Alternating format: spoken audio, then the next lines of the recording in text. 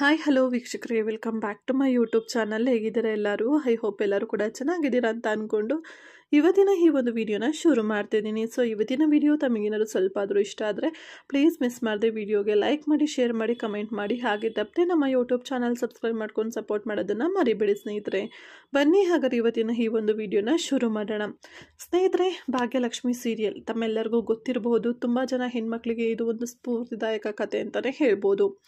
ಹಾಗೆಯೇ ಭಾಗ್ಯಲಕ್ಷ್ಮಿ ಸೀರಿಯಲ್ನಲ್ಲಿ ಪೂಜಾ ಮದುವೆಗೆ ಒಪ್ತಾ ಇಲ್ಲ. ಸೊ ಇದರಿಂದ ಕಿಶನ್ನು ಸಂಕಷ್ಟಕ್ಕೆ ಸಿಲುಕೊಂಡಿದ್ದಾನೆ. ಸೊ ಇವತ್ತಿನ ಎಪಿಸೋಡ್ ಬಗ್ಗೆ ಸ್ವಲ್ಪ ರಿವ್ಯೂನ ಕೊಡ್ತಾ ಇದ್ದೀನಿ.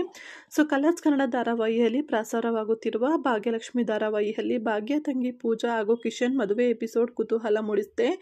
ಯಾರಿಗೂ ಹೇಳದೆ ಕಿಶನ್ ಪೂಜಾಳನ್ನ ಮದುವೆ ಆಗಲೆಂದು ದೇವಸ್ಥಾನಕ್ಕೆ ಕರೆದುಕೊಂಡು ಬಂದಿದ್ದಾನೆ. ಸ್ವತಃ ಪೂಜಾಗೆ ಕೂಡ ಈ ವಿಚಾರ ತಿಳಿದಿಲ್ಲ. ಹೂವಿನ ಮಾಲೆ ಬದಲಾಯಿಸುವ ಗಳಿಗೆಯಲ್ಲಿ ಪೂಜಾಗೆ ನಾವಿವತ್ತು ಮದುವೆ ಆಗ್ತಿದ್ದೀವಿ ಎಂಬ ವಿಚಾರ ಗೊತ್ತಾಗಿದೆ. ಮನೆಯಲ್ಲಿ ಯಾರಿಗೂ ಹೇಳದೆ ಇಬ್ಬರು ದೇವಸ್ಥಾನಕ್ಕೆ ಬಂದಿದ್ದಾರೆ. ಆದರೆ ಪೂಜಾ ನಾವು ಈ ರೀತಿ ಮದುವೆ ಆಗುವುದು ಸರಿಯಲ್ಲ ಎಂದು ಹೇಳಿದ್ದಾಳೆ. ಪೂಜಾ ಕಿಶನ್ ಮದುವೆ ಯಾವುದೇ ಕಾರಣಕ್ಕೂ ಆಗಬಾರ್ದು ಎಂದು ಆದೀಶ್ವರ್, ಮೀನಾಕ್ಷಿ ಮತ್ತು ಕನ್ನಿಕಾ ನಾನಾ ಪ್ರಯತ್ನ ಮಾಡಿದರು. ಎಂಗೇಜ್ಮೆಂಟ್ ಹೇಗೋ ಆಗೋಯ್ತು, ಆದರೆ ಮದುವೆ ಮಾತ್ರ ಯಾವುದೇ ಕಾರಣಕ್ಕೂ ಆಗಲು ಬಿಡಲ್ಲ ಎಂದು ಮೀನಾಕ್ಷಿ ಉಪವಾಸ ಕೂತಿದ್ಲು. ಕಿಶನ್ ಅನೇಕ ಬಾರಿ ಕೂಡ ಅವನ ಕನ್ವಿನ್ಸ್ನ ಮಾಡೋಕ್ಕೆ ಟ್ರೈ ಮಾಡಿದ್ರು. ಕಿಶನ್ ಬಳಿ ಎಮೋಷನ್ ಡ್ರಾಮಾ ಆಡಿ ಈ ಮದುವೆ ಆಗಬಾರ್ದು ಅಂತ ಪೀಡಿಸ್ತಿದ್ರು. ಈ ಸಂದರ್ಭ ಕಿಶನ್ಗೆ ಏನು ಮಾಡಬೇಕು ಅಂತ ತೋಚೋದಿಲ್ಲ. ಅತ್ತ ಮನೆಯವರು, ಇತ್ತ ಪೂಜಾಳನ್ನು ಬಿಟ್ಟರೆ ಮತ್ಯಾರನ್ನು ನಾನು ಮದುವೆ ಆಗಲ್ಲ ಅಂತ ಕಿಶನ್ ಪಟ್ಟು ಹಿಡಿದಿದ್ದಾನೆ. ಕೊನೆಯಲ್ಲಿ ಬೇರೆ ದಾರಿ ಇಲ್ಲದೆ ಕಿಶನ್ ಮನೆಯಲ್ಲಿ ನಾನು ಮದುವೆ ಆಗಲು ಹೊರಟಿದ್ದೇನೆ ಲೆಟರ್ ಬರೆದಿಟ್ಟು ಮನೆ ಬಿಟ್ಟು ಹೋಗ್ತಾನೆ. ಈ ವಿಚಾರ ತಿಳಿದ ಕೂಡಲೇ ಆದಿ ಭಾಗ್ಯಗೆ ಕಾಲ್ ಮಾಡಿ ಮನೆ ಬಂದಂತೆ ಮಾತನಾಡ್ತಾನೆ. ಕಿಶನ್ ಹಾಗೂ ಪೂಜಾ ದೇವಸ್ಥಾನದಲ್ಲಿ ಯಾರಿಗೂ ಗೊತ್ತಾಗದಂತೆ ಮದುವೆ ಮಾಡುವ ಪ್ಲಾನ್ ಭಾಗ್ಯಳದ್ದೇ ಎಂದು ಆದಿ ಅಂದ್ಕೊಂಡಿದ್ದಾನೆ. ಕೊನೆಗೂ ನಿಮ್ಮ ಥರ್ಡ್ ಕ್ಲಾಸ್ ಬುದ್ಧಿ ತೋರಿಸ್ಬಿಟ್ರಲ್ವಾ, ಕಿಶನ್ ಇಲ್ಲಿ ಲೆಟರ್ ಬರೆದಿಟ್ಟು ಮದುವೆ ಆಗಲು ಹೊರಟಿದ್ದಾನೆ. ಇದೆಲ್ಲ ನಿಂದೆ ಪ್ಲಾನ್ ಅಂತ ಗೊತ್ತು, ಮರ್ಯಾದೆಯಿಂದ ಕಿಶನ್ ಎಲ್ಲಿ ಅಂತ ಹೇಳು ಅಂತಿದ್ದಾನೆ. ಆದರೆ ಭಾಗ್ಯಗೆ ಈ ವಿಚಾರ ಗೊತ್ತಿರೋದಿಲ್ಲ. ಆಕೆ ಎಷ್ಟು ಹೇಳಿದ್ರು ಅದನ್ನು ಆದಿ ಕೇಳೋದಿಲ್ಲ. ಅತ್ತ ಕಿಶನ್ ಕರೆದಿದ್ದಾನೆ ಎಂದು ಪೂಜಾ ಬರುತ್ತಾಳೆ.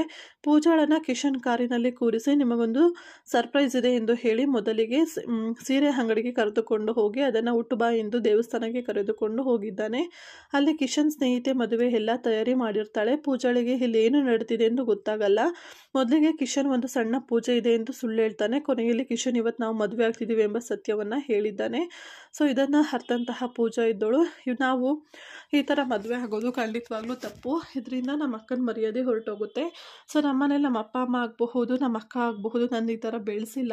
ನಾವು ಈ ಥರ ಮದುವೆ ಆದರೆ ನಿಮ್ಮ ಮನೇಲೂ ತೊಂದರೆ, ನಮ್ಮ ಮನೇಲೂ ತೊಂದರೆ. ನಮ್ಮ ಮದುವೆಯಿಂದ ನಿಮ್ಮ ಮನೆ ಇರ್ಬೋದು, ನಮ್ಮ ಮನೇಲಿ ಇರ್ಬೋದು, ಎಲ್ಲರೂ ಕೂಡ ತಲೆ ಎತ್ತಿ ನಡೆಯೋ ಥರ ಆಗ್ಬೋದು ಇರಬೇಕು. ಯಾರು ಕೂಡ ತಲೆ ಬಗ್ಸಿ ಇನ್ನೊಬ್ಬರು ಅವಮಾನಕ್ಕೆ ಹೊಣೆಗಾರಿಕೆ ಆಗೋ ಥರ ಇರಬಾರ್ದು. ಇದೆಲ್ಲ ತಪ್ಪು, ಕಿಶನ್ ಈ ಥರ ಎಲ್ಲ ಬೇಡ ಅಂತ ಅಂದ್ಬಿಟ್ಟು ಹೇಳ್ತಾಳೆ. ಅದಾದ ನಂತರ ಅಲ್ಲಿ ಮನೆಯವರು ಬರ್ತಾರೆ. ಸೊ ಮನೆಯವರು ಕೂಡ ತುಂಬಾ ಖುಷಿ ಪಡ್ತಾರೆ ಈ ಒಂದು ಮಾತನ್ನು ಕೇಳಿಸ್ಕೊಂಡು. ಅದಾದ ನಂತರ ಕಿಶನ್ ಇದ್ದವನು ನಾನು ಇದೆಲ್ಲ ಮಾಡಿದ್ದು ಡ್ರಾಮಾ, ಸೊ ನಿಮಗೆ ಗೊತ್ತಾಯ್ತಲ್ವಾ ಪೂಜಾ ಹೇಗೆ, ಪೂಜಾ ಮನೆಯವ್ರು ಹೇಗೆ ಅಂತ ಹೇಳಿ ಅವಳು ನಮ್ಮ ತಲೆ ಕೆಡಿಸಿದ್ದಾಳೆ, ಮದುವೆಗೆ ನೋಡ್ತಾ ಇದ್ದಾಳೆ ಅಂತ ಹೇಳಿದ್ರಿ ಅಲ್ವಾ, ಇದನ್ನೆಲ್ಲ ಪ್ರೂವ್ ಮಾಡಬೇಕು ಅಂತಲೇ ನಾನು ಈ ಥರ ಡ್ರಾಮಾನ ಶುರು ಮಾಡಿದ್ದು ಅಂತ ಅಂದ್ಬಿಟ್ಟು ನಿಜಾನ ಒಪ್ಕೊತಾನೆ. ಅದನ್ನ ಕೇಳಿಸ್ತಂತಹ ಅವ್ರ ಅಪ್ಪ ಕೂಡ ತುಂಬ ಒಳ್ಳೆ ಕೆಲಸ ಮಾಡಿದ್ಯಾ ಮಗನೇ ಅಂತ ಅಂದ್ಬಿಟ್ಟು ಅಪ್ರಿಸಿಯೇಷನ್ ಮಾಡ್ತಾನೆ. ಇದಿಷ್ಟು ಕೂಡ ಇವತ್ತಿನ ರಿವ್ಯೂ ಆಗಿತ್ತು. ನಿಮ್ಗೆ ಹೇಗೆ ಅನ್ನಿಸ್ತು ಇವತ್ತಿನ ವಿಡಿಯೋ ಅಂತ ಕಮೆಂಟಲ್ಲಿ ಶೇರ್ ಮಾಡಿ. ವಿಡಿಯೋ ಇಷ್ಟ ಆದರೆ ಲೈಕ್ ಮಾಡಿ.